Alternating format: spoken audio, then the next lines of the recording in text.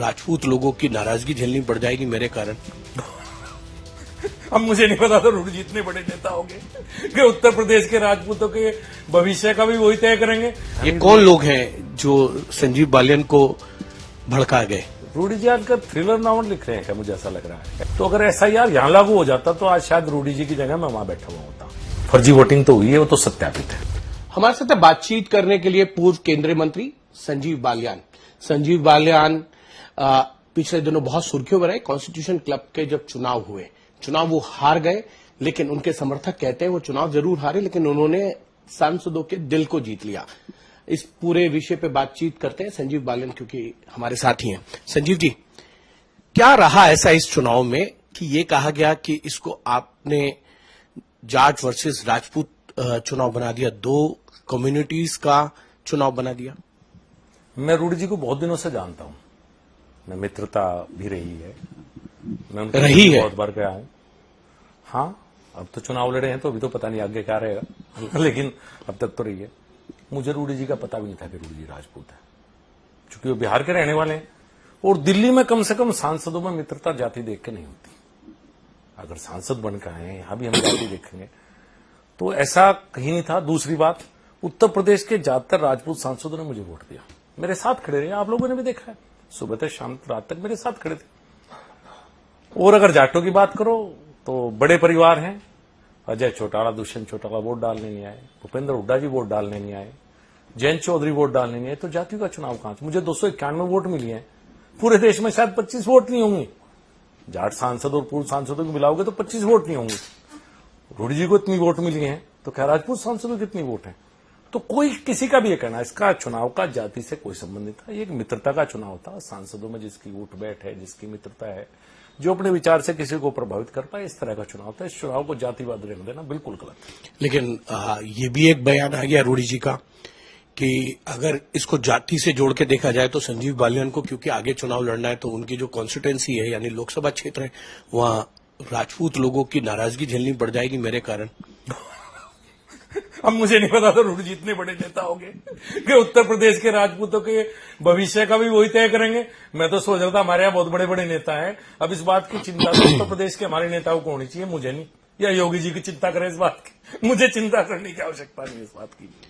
नहीं, लेकिन ये कैसे आया कि इसमें आपकी पार्टी के जो सर्वोच्च नेता हैं उनके नाम आ गए कि वो संजीव बालियान के लिए के समर्थन में थे? ये खबरें आती रहीं बाहर। देखिए, बिल्कुल पूरे चुनाव के दौरान एक बार कॉरिडोर के अलावा आदरणीय गृहमंत्री जी और राष्ट्रीय अध्यक्ष से मेरी कोई मुलाकात नहीं। चुनाव में चूंकि हम दोनों भारतीय जनता पार्टी से थे तो पार्टी का रोल कहीं नहीं रहा। मुझे भी नहीं है पता कि किन के द्वारा ये बात उड़ाई गई और किसको इस बात का फायदा लेने की आवश्यकता किसी ने उड़ाई। मेरी पार्टी लीडरशिप इस चुनाव में कहीं नहीं थी। ये चुनाव का निर्णय मेरा था, चुनाव लड़ने का। मैं अकेला गया था नॉमिनेशन करने के लिए भी। फिर उसके बाद मैंने अपने मित्रों को बताया। पार्टी में इसका कभी जिक्र इस चुनाव का नहीं हुआ कि इस चुनाव में कोई पार्टी लीडरशिप से बात हुई हो। तो ये बिल्कुल गलत है कि पार्टी लीडरशिप को इस बात में खींचना किसी के भी द्वारा, चाहे मीडिया के द्वारा या किसी व्यक्ति के द्वारा, बिल्कुल गलत है। नहीं, लेकिन एक घटनाक्रम तो है कि आप गृह मंत्री से मिल लिए कॉरिडोर में। वो भी रूडी जी ने मिलवाया। मैं खड़ा था इस तरफ, रूडी जी खड़े थे इस तरफ, और रूडी जी ने कहा देखो संजीव बालियान कन्वेंसिंग कर रहा है।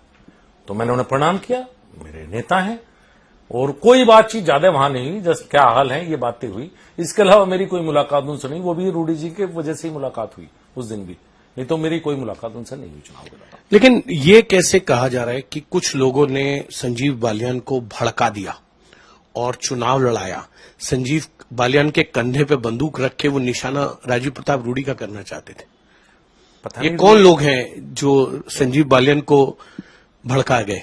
रूडी जी आजकल थ्रिलर नॉवल लिख रहे हैं क्या, मुझे ऐसा लग रहा है। ऐसी ऐसी बात कर रहे हैं। अरे भाई, मेरा निर्णय था मैं चुनाव लड़ूं। जो मेरे मित्र थे वो मेरे साथ रहे, जो रूडी जी के मित्र थे वो रूडी जी के साथ रहे। मैंने तो रूडी जी के किसी मित्र का जिक्र नहीं किया आज तक। रूडी जी के साथ भी तो बहुत लोग होंगे, मैंने तो कोई जिक्र नहीं किया। रूडी जी को क्या समस्या है जो मेरे मित्र हैं उन लोगों से?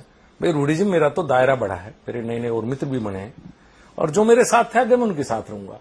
आप इस बात को यहीं छोड़ दें तो ज्यादा बेहतर रहेगा। लंबी खींचेंगे तो हम भी खींच देंगे भाई। वो कौन से मित्र हैं आपके जो रूडी जी के मित्र थे अब आपके हो गए? मेरे तो बहुत थे, अब आप किसका कहेंगे तो, लेकिन उन्होंने इशारा किया कि कुछ उनके दोस्त थे वो अब आपके साथ आ गए। हो सकता है उनमें से जो बहुत से लोग मेरे साथ रहे पुराने उनके साथ रहे, लेकिन मैंने किसी रूडी जी के दोस्त का जिक्र नहीं किया आज तक। रूडी जी के साथ भी तो बहुत लोग चुनाव प्रचार में थे, मैं भी तो कह सकता हूं उनके बारे में, लेकिन मेरी तरफ से कोई भी नहीं। उनके मित्र उनके साथ, मेरे मित्र मेरे साथ। तो मेरे मित्रों से अगर रूडी जी को कोई समस्या है तो रहेगी, रूडी जी की समस्या है, फिर हमारी समस्या नहीं है। संजीव बालियान और सतीश गौतम, भोला सिंह ने एक कंप्लेन की थी लोकसभा स्पीकर को जाके पोस्टल बैलेट को लेकर, क्या था वो? बिल्कुल की थी। सौमित्र खान है जो सांसद हैं पश्चिम बंगाल से, उनके फर्जी सिग्नेचर करके बैलेट वोट बनाई गई। 36 या 37 बैलेट वोट्स में से 32 बैलेट वोट्स एक ही डाकखाने से भेजी गई। हमने तो कभी कहा नहीं सांसदों की फर्जी वोट। ये जो SIR है ना, जो चल रहा है मामला, अगर ये कॉन्स्टिट्यूशन क्लब में लागू हो जाता पहले से ही, जो मृतक हैं उनके नाम निकल जाते। आप कह रहे हैं जो 1295 वोट थे वो भी, उनमें से 50-60 तो मृतक थे जिन्हें मरे 10-10, 15-15 साल, वो वोटर लिस्ट में नाम थे, और उनमें से शायद कुछ पड़ भी गए हैं। तो अगर SIR यहां लागू हो जाता तो आज शायद रूडी जी की जगह मैं वहां बैठा हुआ होता। तो SIR देश में भी जरूरी इसलिए है, कॉन्स्टिट्यूशन क्लब के चुनाव को देखो, इसलिए SIR पूरे देश में लागू होनी बहुत जरूरी है। आपका कहना है कि सांसदों के फर्जी वोट पड़ गए? 2 का तो हमने पकड़े हैं। भाई हम ब्रजेंद्र सिंह है जो सांसद रहे हिसार से, और राजाराम हमारे उत्तर प्रदेश से। 2 की तो वोट जब गए, वोट पहले ही पड़ चुकी थी। अब अंदर स्टाफ मेरा तो था नहीं, अंदर स्टाफ कॉन्स्टिट्यूशन क्लब का था, पार्लियामेंट का था, वही घूम रहे थे चारों तरफ। हमें इस बात का अंदाजा भी नहीं था कि सांसदों की भी फर्जी वोट पड़ जाएंगे। अब मैं इसीलिए बहुत सी बातें नहीं कहना चाहता, वो ना जिक्र छेड़े तो हम भी ना छेड़े, लोगों के क्या जाएगा, कैसे जीतते। मतलब आप कह रहे हैं सांसदों के फर्जी वोट पड़ गए, सांसदों के पोस्टल बैलेट जो थे वो फर्जी आ गए। अब ये तो शिकायत सामने हुई, टेंडर वोट डली है, अब ये तो रिकॉर्ड में है। मैं कोई ऐसी बात तो कहता भाई, ब्रजेंद्र सिंह भी यही है, राजाराम जी भी यही है, सौमित्र खान भी यही है। तो उन्होंने रिटर्न में शिकायत की, स्पीकर को मैं देने गया उनके साथ शिकायत, पहले दिन चुनाव से पहले। मैंने कहा जी अभी से फर्जी वोट डल रही है, आगे क्या होगा। और चुनाव वाले दिन जब फर्जी वोट डली है तो डली है। तो स्पीकर ने क्या कहा? अब स्पीकर कुछ करते तो शायद हो जाता है, कुछ उनकी इच्छा। मतलब वो क्यों नहीं उन्होंने कार्रवाई की? इतनी बड़ी शिकायत, सांसद के फर्जी पोस्टल बैलेट के जरिए वोट आ जाए, उस पर उन्होंने कहा भाई ये चुनाव प्रक्रिया शुरू है, चुनाव अधिकारी जो करेंगे करेंगे। आपने चुनाव अधिकारी को भी शिकायत की थी? खूब की थी, चुनाव अधिकारी से शिकायत भी की, खूब कहा भी। अब आप एक बात देखिए, जब वोटिंग समाप्त हुई तो हम मीडिया के भी बहुत लोग थे जो बाहर से वोट पे टिक करके दे रहे थे, तो उनके द्वारा हमें बताया गया कि 629 वोट पड़ी हैं।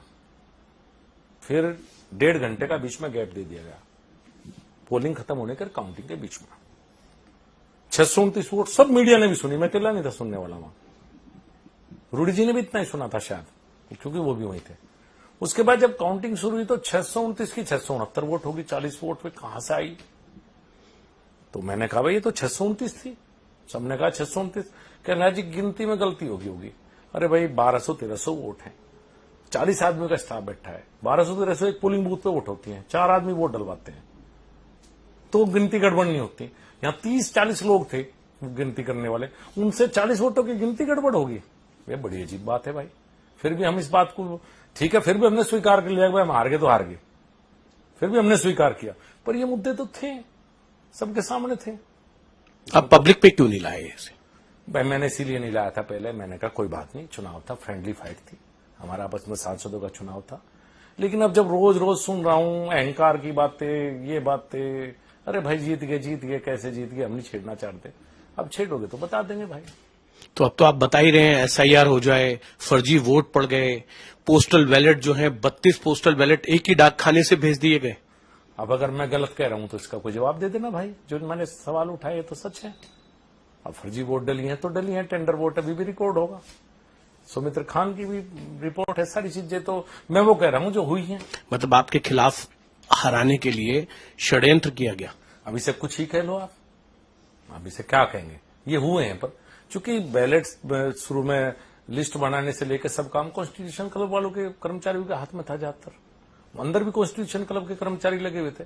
अब कर्मचारी एक ही कैसे लोग हैं, कर्मचारी किसने लगाए हुए हैं, ये सबको पता है, मुझे कोई कहने की जरूरत नहीं है इसमें।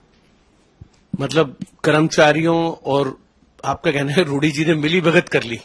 अब ये फर्जी वोटिंग तो देखो दोस्त हुई है, फर्जी वोटिंग तो हुई है, वो तो सत्यापित है। इसके लिए आप कोई लीगल कार्रवाई करेंगे, कानूनी कार्रवाई के लिए तैयार है? नहीं, मैंने अपने दोस्तों से विचार विमर्श किया था, उन सब ने कहा था चूंकि आपसी अंदर कौन कौन है वो दोस्त? बहुत से दोस्त हैं यार। कुछ तो होंगे। अरे अरे संजीव जी, कुछ तो नाम होंगे ना?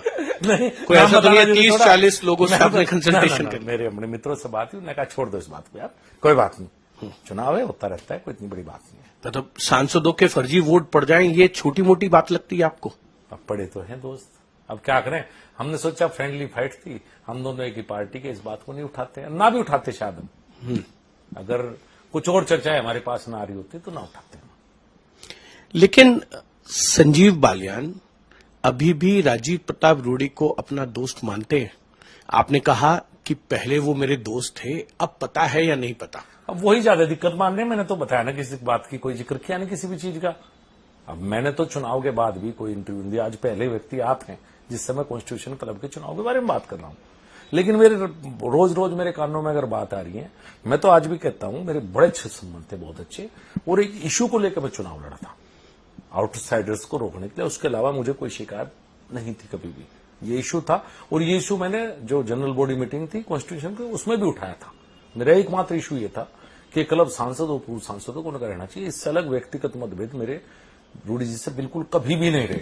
उन्होंने तो ये भी सुनने में आया कि आप लोगों ने उन पे भ्रष्टाचार के आरोप लगाए। आपने कहा, आपके सहयोगियों ने कहा कि कॉन्स्टिट्यूशन क्लब में भ्रष्टाचार हो रहा है, राजीव प्रताप रूडी इसके फायदे उठा रहे हैं। मैंने कभी कोई बात सिर्फ इस बात से लगे क्लब की फंक्शनिंग कैसी होनी चाहिए, एक शब्द भी कभी नहीं कहा। कोई नहीं कह सकता। आपके सहयोगियों ने, देखिए, आपके समर्थकों, सांसदों तो बिना ने? बात की बात है कि वो क्या कह रहा है इसका जिक्र करें। मैंने कभी कोई बात नहीं कही। मैंने कभी सिर्फ क्लब कैसे चले मेरा एजेंडा ये था। इसके अलावा मैंने कभी किसी सांसद को, किसी को व्यक्तिगत कुछ भी नहीं कहा, ना पहले कहा ना अब कहूंगा।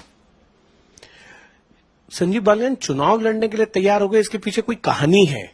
एक सांसद, पूर्व सांसद आए, उन्होंने कहा आप चुनाव लड़ लीजिए, फिर वो आपका पर्चा भरवाते हैं और फिर जाके दूसरी जगह लड़ लेते हैं। कौन है वो? आज तक के दर्शकों को आप बता दीजिए जरा। और वो सबसे ज्यादा मतों से जीत गए। वो हमारे मित्र गांधी जी हैं, वो उन्होंने मुझे उस दिन बताया था। प्रदीप गांधी। मुझे पता भी ना लगता कि आज कॉन्स्टिट्यूशन क्लब के नॉमिनेशन की लास्ट डेट है, अगर वो जिक्र ना करते। वही मेरे साथ गए थे नॉमिनेशन, और वो खुद बता सकते हैं। जो रूडी जी बार बार कह रहे हैं कंधे पर बंदूक रखकर चला है, किसी और ने कहा, उन्हें अच्छी तरह पता है कि किसी को नहीं पता था कि मैं नॉमिनेशन करने जा रहा। नॉमिनेशन करने के हफ्ता 10 दिन बाद मैंने अपने मित्रों को इकट्ठा किया, भाई मैंने नॉमिनेशन किया था, चुनाव लड़ू या ना लड़ू? कुछ ने कहा लड़ो, कुछ ने कहा ना लड़ो, फिर ये तय होगा लड़ेंगे भाई, और लड़ पड़े। तो इस बात का कोई हमें दिक्कत नहीं है, कोई नहीं है दिक्कत। नहीं, लेकिन जो लड़वाने गया, जिसने प्रस्तावक बना, वो दूसरे खेमे में चला गया। वो भी अब क्या है कि उनने पैनल बना लिया था। मेरे पास तो पैनल था नहीं, मैं तो अकेला था। 15 लोग थे पैनल में, इतने हाई प्रोफाइल लोग कि पैनल सुनकर लोग डर जाते। कौन उनके सामने चुनाव लड़ता? कोई नहीं लड़ सकता था उनके सामने चुनाव। इतने बड़े बड़े लोगों के सामने चुनाव लड़ना आसान काम है क्या? इसके लिए तो कोई मेरे जैसे किसान की जरूरत थी, जो मुजफ्फरनगर से आया हो, पश्चिम उत्तर प्रदेश से, और के बस की ये चुनाव लड़ना नहीं था। तो मैं तो अकेला था चुनाव में। मैं आज एक पढ़ रहा था कि संजीव बालियान के लिए ये कहा गया कि वो थोड़े देहाती व्यक्ति हैं, गांव परिवेश से आते हैं, तो जो सांसद हैं वो साउथ के भी हैं, भाषा का एक गैप हो सकता है। कुछ इस कारण भी राजीव प्रताप रूडी को वोट पड़ गया, और उन्होंने जो डेवलपमेंट किया है, उन्होंने कहा मैंने खूब डेवलपमेंट किया है। इस कॉन्स्टिट्यूशन क्लब को लोग जानते नहीं थे, मैंने जो काम किए उसकी वजह से आज कॉन्स्टिट्यूशन क्लब है। देखिए, मैं देहाती हूं और मेरी पृष्ठभूमि किसान है, और इस बात का मुझे गर्व है। मैं पीएचडी हूं वेटनरी साइंसेज में, लेकिन गांव में देसी किसान की तरह रहता हूं, ऐसे ही रहूंगा। और अगर किसी को यह लगता है कि किसान को दिल्ली में आने का, ये इस तरह के चुनाव लड़ने का हक नहीं, तो वो गलत है। ये सिद्ध करने के लिए मेरा चुनाव लड़ना बहुत जरूरी था। जहां तक बात है, डेवलपमेंट किए हैं, सब चीज है, बात है, उनने अपना काम किया, हमने अपना काम किया है। लेकिन ये जो क्लास की बात हो रही है, तो हम इन्हें बताना चाहते हैं, ये जहां बैठे ये भी कभी गांव ही हुआ करता था। ये मालचा गांव था जिसकी जमीन में बना हुआ है। वे बेचारे यहां से सोनीपत चले गए, तो यहां भी कभी खेती होती थी। तो मुझे तो गर्व है मेरी पृष्ठभूमि के ऊपर, किसान होने के ऊपर। एक चीज और है, क्या राजीव प्रताप रूडी अगर अगली बार चुनाव लड़ेंगे तो संजीव बालियान अगली बार भी उनके खिलाफ इसी तरीके से दम ठोकेंगे जिस तरीके से इस बार ठोका? देखिए ये तो नहीं पता चुनाव लड़ेंगे या नहीं लड़ेंगे, ये तो मैं नहीं कह सकता, क्योंकि अभी बहुत जल्दी है कहना। ये तो समय बताएगा कि चुनाव लड़ेंगे नहीं लड़ेंगे। लेकिन व्यक्तिगत मेरी उनसे कोई दिक्कत ना पहले थी और ना आज है। हाँ, एक शिकायत है कि वो मेरे मित्रों के बारे में बोलते हैं, मैं उनके मित्रों के बारे में नहीं बोलता, तो वे भी ना बोलना है। ये सलाह कह लो, बड़े भाई को सुझाव कह लो। दोस्ती अभी बरकरार रहेगी या नहीं रहेगी? अब राजीव प्रताप रूडी और संजीव बालियान आमने सामने आए, हाँ। तो क्या रहेगा? नहीं, अब मिले थे अभी कल परसों, कोई दिक्कत नहीं है। कहां पे मिल ली है? अभी मैं शायद राष्ट्रपति उपराष्ट्रपति का चुनाव था, तो वहीं गेट पर मुलाकात हुई थी, नमस्ते हुई। मैंने नमस्ते की, मैं छोटा हूं उनसे, हम दोनों एक पार्टी में हैं, हम दोनों ही बीजेपी में हैं आज भी, तो कहीं कोई व्यक्तिगत किस तरह की मन में, मेरे मन में कोई बात नहीं। अब उनके मन में हो तो वो जाने, मेरे मन में कोई बात नहीं। एक सवाल और है, क्या अपोजिशन पार्टीज ने संजीव बालियान के खिलाफ विप लगा दिया? विप मतलब एक आदेश दे दिया कि संजीव बालियान के पक्ष में वोट नहीं करना, नहीं तो संजीव बालियान के लिए अपोजिशन पार्टीज में भी वोट आते।